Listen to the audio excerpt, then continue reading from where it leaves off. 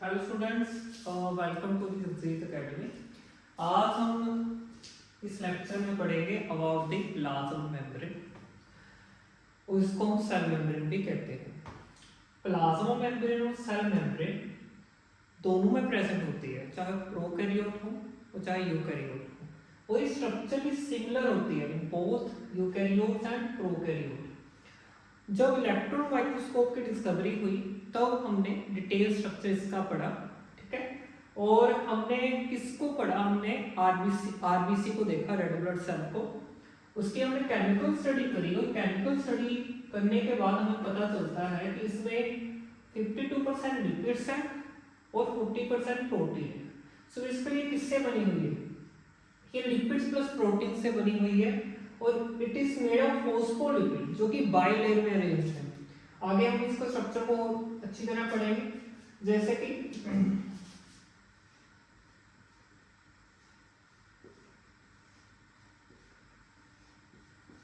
ये ऐसे बाइलेयर्स में अरेंज्ड है इसके पार्ट, ठीक है। सो इसे this is made up of phospholipid, ठीक है। और इस जो मोस्ट एक्सेप्टेड मॉडल, बहुत से मॉडल दिए गए साइंटिस्ट में जिसमें प्लाज्मा मेम्ब्रेन को डिस्क्राइब किया गया, लेकिन जो सबसे ज्यादा मोस्ट एक्सेप्टेड मॉडल था वो था फ्लूइड मोज़ाइक मॉडल। इसमें जो फ्लूइड है उसको लिपिड से रिप्रेजेंट किया गया, और मोज़ाइक यहाँ पर प्रोटीन है।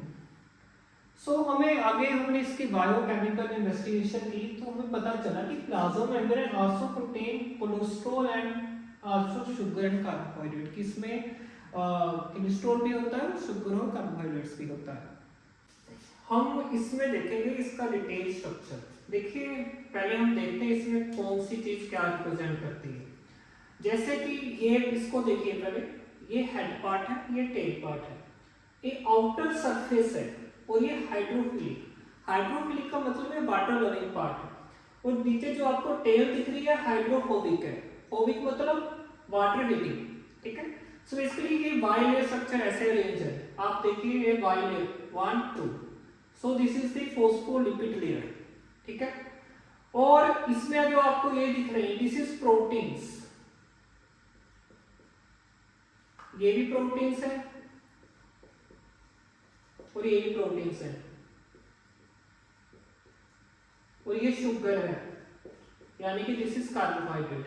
सो बेसिकली ऐसा स्ट्रक्चर, इसको ध्यान से देखें। This is a phospholipid bilayer, ठीक है। और इसमें ये प्रोटीन्स हैं, ये भी प्रोटीन्स हैं, और ये भी प्रोटीन है जिसको हम टनल प्रोटीन कहते हैं। ये कौन सी है? Tunnel protein. अब टेल का जो होता है, टेल जो कि हाइड्रोफोबिक है, प्रोटेक्ट करती है from the aqueous environment, non polar और सैचुरेटेड है। वो हेड, जो हमारा हेड है वो है हाइड्रोफिलिक। और ये इसमें प्रोटीन को भी आगे 2 पार्ट में डिवाइड करते हैं। अगर हमारी प्रोटीन है, प्रोटीन भी आगे 2 पार्ट में है, एक्सट्रिंसिक प्रोटीन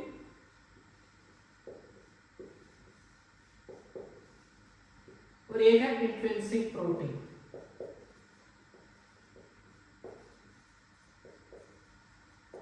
एक्सट्रिंसिक प्रोटीन जो आपकी आउटर साइड प्रेजेंट है, इंट्रिंसिक प्रोटीन जो आपकी ये बीच में प्रेजेंट है, ठीक है।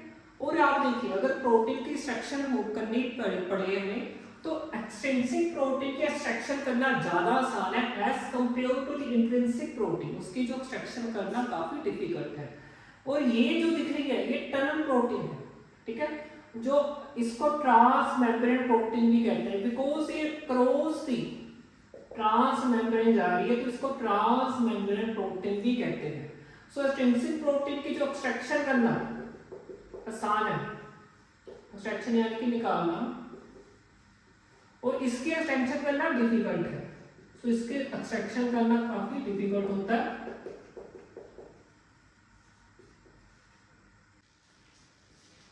अब हम पढ़ेंगे properties of the plasma membrane. So basically properties जो फर्स्ट इसकी है वो है सिलेक्टिव परमेएबल मेम्ब्रेन। यहाँ पर सिलेक्टिव परमेएबल का मतलब क्या है? यहाँ पर सिलेक्टिव परमेएबल का मतलब है कि यहाँ पर जो प्लाज्मा मेम्ब्रेन है कुछ सिलेक्टेड मटेरियल को ही अपने अंदर जाने देती है। सो इलास्टिक होती है, आगे हम पढ़ेंगे कि ये इलास्टिक होती है, डायनेमिक होती है, इसकी शेप चेंज हो जाती है, इलास्टिक होती है। और हम मैंने पढ़ा सी कि this is made up of phospholipids. So इसके लिए जो लिपिड है वो फ्लूइड लाइक है, यानी कि उसकी लेटरल मूवमेंट होती है और ऐसे flip flop movement, lateral movement.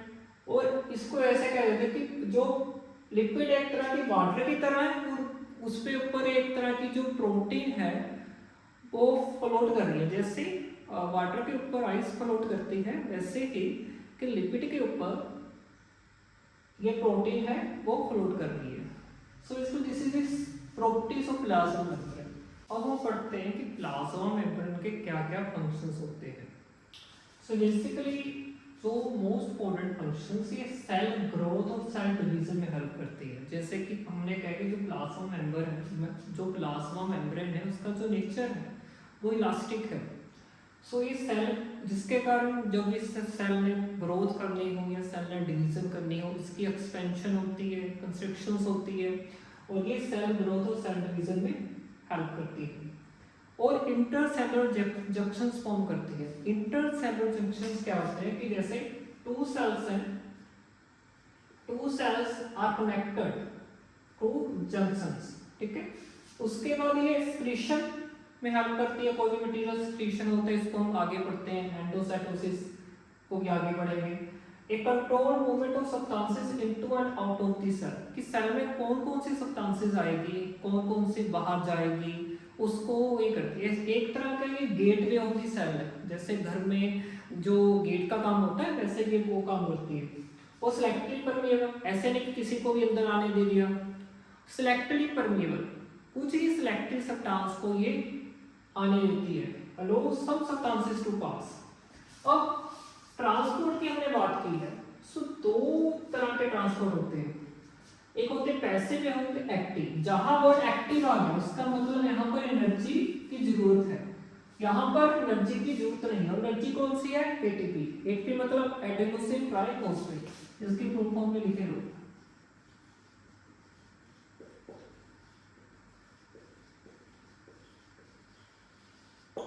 So energy कौन सी है? Adenosine triphosphate. ये जो मूवमेंट करती है क्योंकि इसको एनर्जी की जरूरत नहीं है तो high concentration to low concentration की तरफ मूवमेंट होती है, इसको हम डिफ्यूजन भी कहते हैं। डिफ्यूजन की मूवमेंट जैसे कि कोई चीज हाई कंसंट्रेशन से लो कंसंट्रेशन की तरफ जा रही है तो उसको मूवमेंट को हम डिफ्यूजन कहते हैं। ये लोअर कंसंट्रेशन से हाई कंसंट्रेशन की तरफ जा रही है तो इसके लिए एनर्जी की रिक्वायरमेंट पड़ती है। और क्योंकि कंसंट्रेशन ग्रेडियंट के अगेंस्ट काम कर रही है तो यहाँ पर एनर्जी की रिक्वायरमेंट होगी। जैसे कि सोडियम पोटेशियम पंप होता है एनिमल सेल में जो कि आयंस की ट्रांसपोर्ट करता है क्रॉस द मेम्ब्रेन। और यहाँ पर ऑक्सीजन और कार्बन डाइऑक्साइड डिफ्यूजन जो सिंपल हमारे रेस्पिरेशन में होता है, जहाँ कि हम ऑक्सीजन इनहेल करते हैं, कार्बन डाइऑक्साइड एक्सहेल करते हैं। सो इसके लिए this are the basically functions. So आपने सिर्फ इतना देखना है कि जो पैसिव ट्रांसपोर्ट है वहाँ पर ऑक्सीजन की, वहाँ पर एटीपी की एनर्जी की कोई रिक्वायरमेंट नहीं है। एक्टिव ट्रांसपोर्ट एनर्जी की रिक्वायरमेंट है।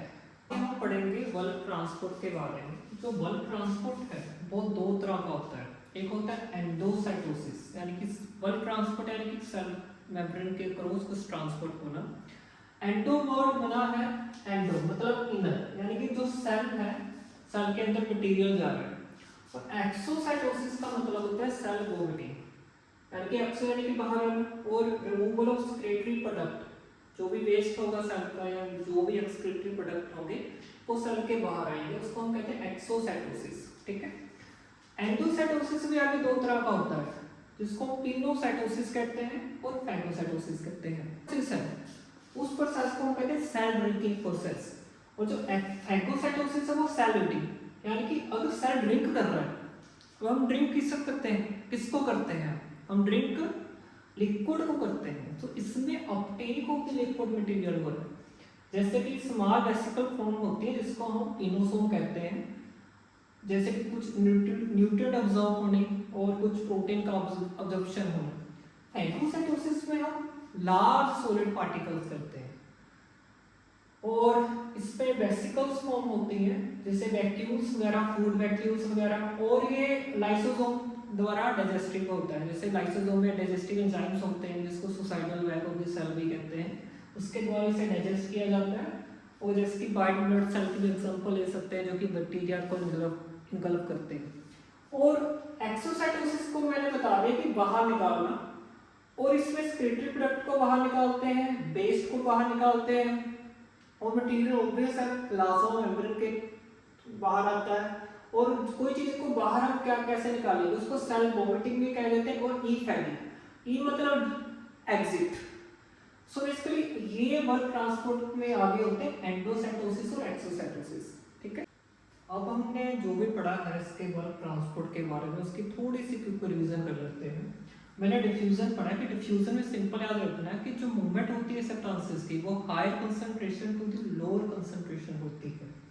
ऑस्मोसिस में हमने ध्यान रखना है मूवमेंट ऑफ वाटर होती है, और एक्टिव ट्रांसपोर्ट में क्या होती है अगेंस्ट द कंसंट्रेशन ग्रेडियंट। अगर एक्टिव ट्रांसपोर्ट हो रहा है अगेंस्ट द कंसंट्रेशन ग्रेडियंट हो रहा है उसके लिए एटीपी चाहिए, एनर्जी की रिक्वायरमेंट चाहिए। इसकी मैंने एग्जांपल दी थी sodium potassium pump.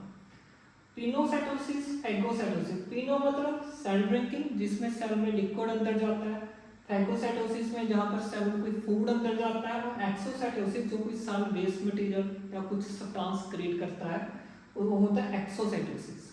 So this is all about the plasma membrane जो हमने पढ़ा है, जो सिलेक्टिव परमेबल मेम्ब्रेन है उसके स्ट्रक्चर के बारे में हमने डिस्कस किया है, और उसके फंक्शंस के बारे में डिस्कस किया है, हमने फ्लूइड मोज़ेक मॉडल को देखा है। So this is all about important for your NEET exam as well as for your board exam. Thank you.